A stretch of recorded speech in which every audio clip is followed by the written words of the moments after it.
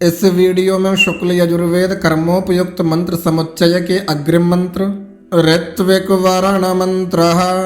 हरि ओम एतावत्रूपं जज्ञस्याजत्थे वैर्ब्रह्मणा कृतं तदेतत्सर्वमाप्नोति जज्ञे सौत्रामणि सूते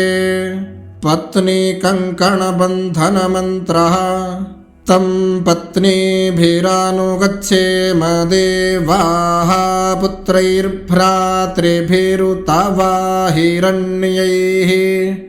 नाकं गृह्णानाः सुकृतस्य लोके तृतीये पृष्ठे अधिरोचने दिवाः पञ्चगव्ये गोमयक्षेपणमन्त्रः गन्धद्वारान्दुराधर्षान्नित्यपुष्टाङ्करीषिणीम् ईश्वरीं सर्वभूतानां तामिहोपह्वये श्रियम् पञ्चगव्ये क्षीरनिक्षेपमन्त्रः आप्यायस्व समेतु देव्विश्वाताः सोमवृष्ण्यं भवाव्वादस्यासङ्गाथे पञ्चगव्ये आज्यक्षेपणमन्त्रः तेजोऽसि शुक्रामस्यामृतामासि धामनामासि प्रियं देवानामना धृष्टं देवयचनमसि अग्निस्थापनमन्त्रः अग्निन्दूतं पुरोदधे हव्यवाहमुपब्रुवे देवाम् आसादयादिह अग्निध्यानमन्त्रः चत्वारि शृङ्गात्रयो अस्य पादाद्वे शीरेखे सप्तहस्तासो अस्य त्रिधा बद्धो वृखभोरो रवेति महो देवो मर्त्याम् आविवेश सूर्यावाहनमन्त्रः आकृष्णेन रजसा वर्तमानो निवेशयन्नमृतं मर्त्यं च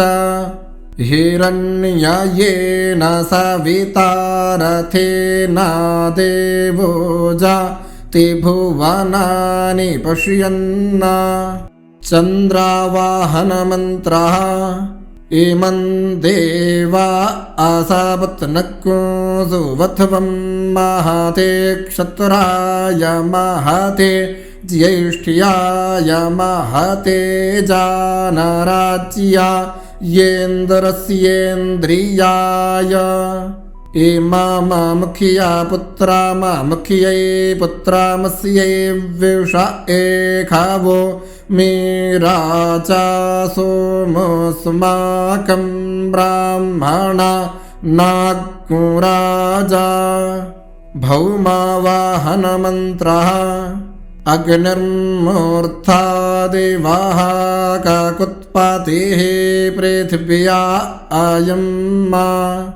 अपाकुरेताकुंसि जिन्वते बुधावाहनमन्त्रः उद्बुध्यस्वाग्ने प्रतिचा गृहीत्वा मिष्टापूर्ते सक्कुंसृजेथा मयञ्च अस्मिन् साधस्थे अधियुत्तरस्मिन् विश्वे देवा जजमानुश्चासीदत शुक्रावाहनमन्त्रः अन्नात् पारिसृतो रसं ब्रह्मणा व्यापे वत्क्षतरं पायाः सोमं प्रजापतेः ऋतेन सत्यामिन्द्रियं विपानको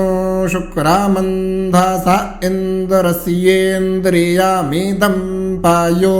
मृतं मधु केत्वावाहनमन्त्रः केतं कृण्वन्नकेतवे पेषो मर्चा अपेषसे सामुखद्भिराजा यथाः ईश्वरावाहनमन्त्रः त्र्यम्बकं जचामहे सुगन्धिं पुष्टिवर्धनम् उर्वारुकमिव बन्धनान् मृत्योर्मुक्षीयमामृतात् स्कन्दावाहनमन्त्रः जातक्रन्दाः प्रथमं जायमान उद्यन्तसमुद्रादुतवापुरीखात् श्येन स्या पक्षाहारेण स्या बाहु उपस्तुत्यं महि जातन्ते अर्वन्ना विष्णवावाहनमन्त्रौ विष्णोरराटमासि विष्णोः स्नप्त्रे स्थो विष्णोः स्योरासि विष्णोर्ध्रुवोऽसि वैष्णवामासि विष्णवे त्वा इदं विष्णुर्विचक्रामे त्रेधानि दधे पदं समूढमस्यापाग्गुसुरे स्वाहा हरिः ॐ